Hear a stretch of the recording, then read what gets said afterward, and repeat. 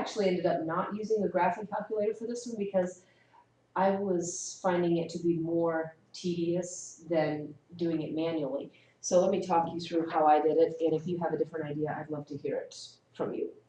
Okay, so it says at the start of the year there are 23 rabbits. Well, the function p of x, p of x is the number of rabbits. So for starters, we could fill in, if we know the beginning of the year, there's 23, right?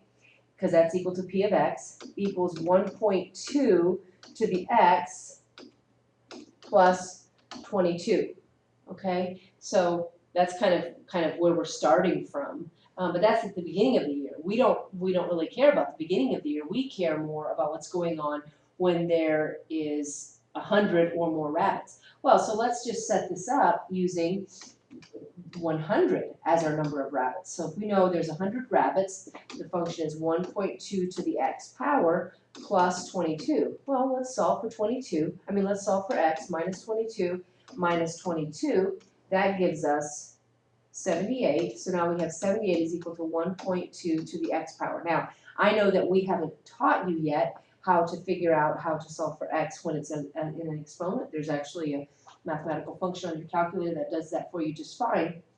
What I'm recommending right now is that you just try some numbers. Enter 1.2 into the calculator and see what you get.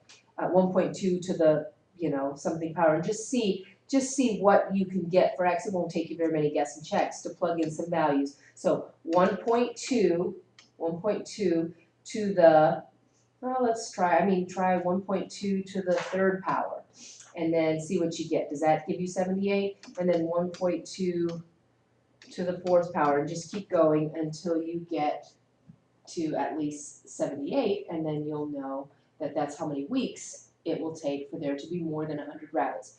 You do know that rabbits multiply really, really quickly, right?